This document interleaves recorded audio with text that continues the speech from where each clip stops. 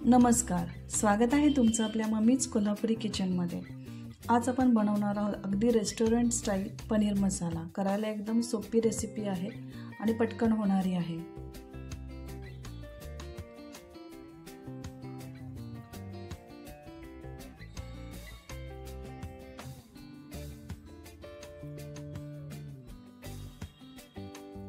चला तर मग सुरू करूया।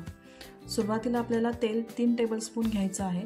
तेल गरम झालं की त्याच्यामध्ये तमालपत्र 1 आणि बडी इलायची 1 घालायची आहे। आलं लसूण पेस्ट 1 टेबलस्पून टाका। थोडंसं आलं लसूण पेस्ट कच्चेपणा जाऊस तोपर्यंत भाजून घ्या।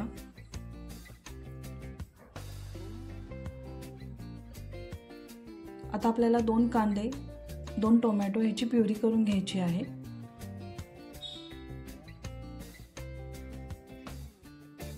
तर ती प्युरी टाका, गॅस मंद करा आणि व्यवस्थित परतवून घ्या। आता ही प्युरी व्यवस्थित भाजण्यावर तुमच्या ग्रेव्हीची टेस्ट राहणार आहे। मीठ आणि साखर चवीनुसार टाका।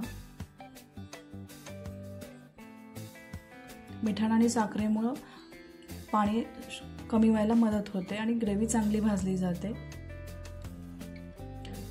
तूप 2 टीस्पून टाका। इथे तुम्ही बटरही टाकलं तरी चालेल, पण इथे मी तूप 2 टीस्पून टाकलेलं आहे।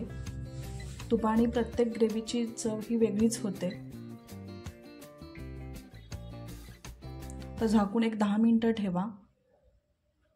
एक 10 मिनिटांनी ग्रेव्ही थोडी शिजलेली आहे, तेलही सुटलेलं आहे।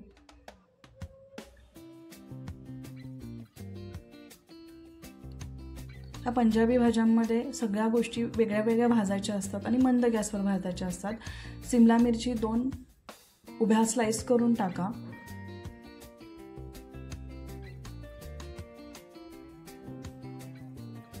परत आपल्याला 5 ते 10 मिनिट आपल्याला झाकून ठेवायचं आहे। इकडे मसाल्याची आपण तयारी करू। दही 2 टेबलस्पून घ्यायचं आहे। धने जिरे पावडर 1 टीस्पून घ्यायचं आहे। हळद पाव टीस्पून घ्या।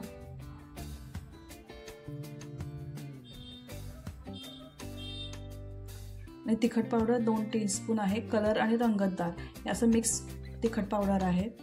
तिखटाचं प्रमाण तुम्ही कमी जास्त करू शकता।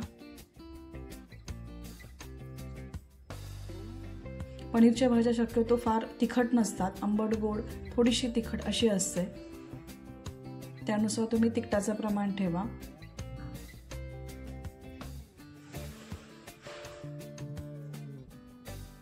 मी काश्मीरी तिखट पावडर सुद्धा 1 टीस्पून टाकलेली आहे, कलर चांगला यावा म्हणून।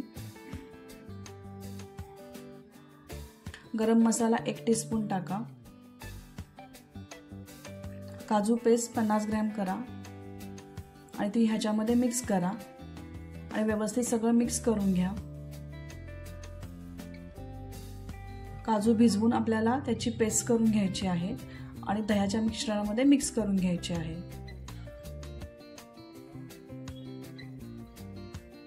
तर ग्रेव्ही परत हलवून घ्या। ग्रेव्ही छान भाजली गेलेली आहे, तेलही छान सुटलेलं आहे।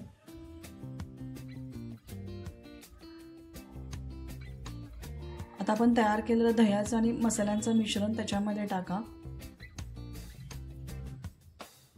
तर व्यवस्थित हे सगळं परतवून घ्या।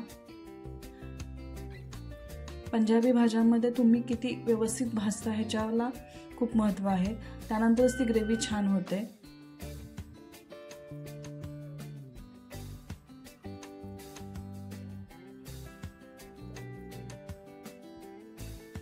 मंद गॅसवर ह्या सगळ्या गोष्टी भाजायच्या आहेत।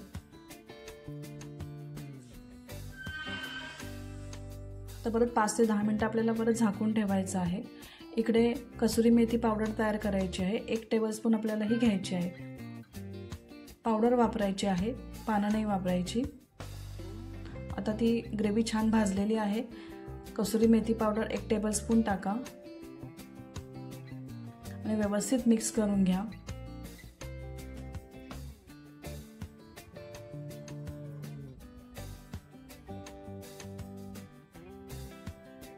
आता आपल्याला पाणी गरजेनुसार टाकायचं आहे। काजू पेस्टमुळे ती ग्रेव्ही अशी घट्टसर होते, त्यामुळे पाणी आपल्याला त्या पद्धतीनं घालायचं आहे. इथे मी जवळजवळ 200 मिली पाणी टाकलेलं आहे. आता पनीरचे पाव किलो पनीर घेतले आणि त्याचे क्यूब केलेले आहेत. तुम्ही हे पनीर भाजूनसुद्धा थोड्याशा तेलावर घेऊ शकता किंवा डायरेक्ट तुम्ही टाकले तरीसुद्धा चालतात.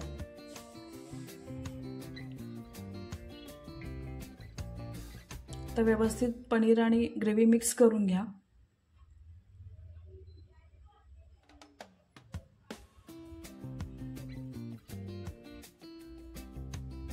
आता 10 मिनिटासाठी परत शिजायला ठेवूया. एक 10 मिनिटांनी बघूया. ग्रेव्ही छान शिजलेली आहे, तेलही छान सुटलेलं आहे आणि पनीरची साईजही मोठी झालेली आहे. याचा अर्थ पनीर पण चांगलं त्या ग्रेव्हीमध्ये शिजलेलं आहे. मस्त अशी मखमली अशी ग्रेव्ही तयार झालेली आहे.